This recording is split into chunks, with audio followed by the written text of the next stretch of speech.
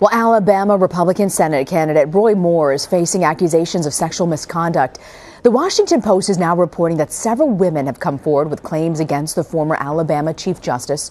One accuser says that Moore initiated a sexual encounter back in 1979 when she was just 14 years old.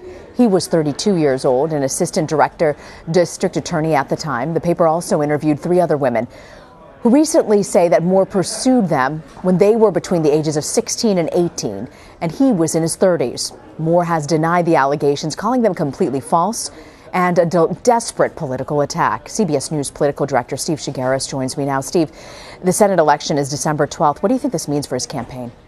Well, this is just a new allegation, and so this is going to take some time for it to all settle. But the interesting thing is we're hearing from Senate Republicans who are saying, including the Senate Majority Leader Mitch McConnell, who are saying if these allegations turn out to be true, he needs to withdraw from the race. That's a pretty big call for allegations that are literally just hours old at this point.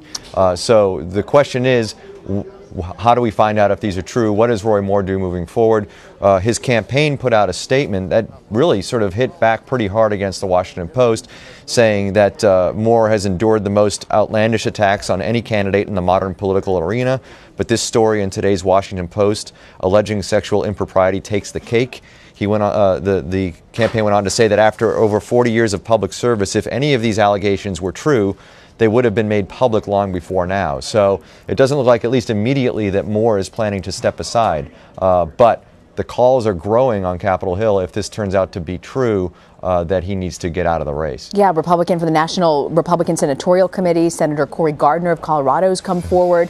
I mean, there's a sense that Moore isn't exactly a beloved figure by the establishment GOP. What's the sense among other Republicans? Do you think he's got to go? Well, keep in mind, Moore is the nominee for this for the Republican Party in this race because he defeated the sitting senator, Luther Strange, in a runoff primary over the summer. Now, the establishment Republicans wanted Luther Strange to get the nomination. In fact, President Trump backed Luther Strange during the primary. Strange lost to Moore. And now, you're dealing with establishment Republicans who are now dealing with Moore as their nominee. Something like this comes out, you have people like Mitch McConnell. Moore and his supporters have been very vocal against Mitch McConnell. In fact, Moore has campaigned and said, I'm not necessarily going to listen to Mitch McConnell if I get to the Senate or when I get to the Senate. So there's not a lot of love lost between Moore, the candidate, and establishment Republicans. The other Alabama senator, Richard Shelby, campaigned for Luther Strange, who is, again, the sitting senator. He replaced, he was named to this seat when Attorney General Jeff Sessions gave up that seat to become Attorney General. So, the establishment, not huge fans of Roy Moore, not really running to his defense in the early hours of this, what seems to be brewing scandal here. Yeah, and Steve, if Moore were to step aside, is there a possibility, could Luther Strange then come in? Could there be a write-in candidate?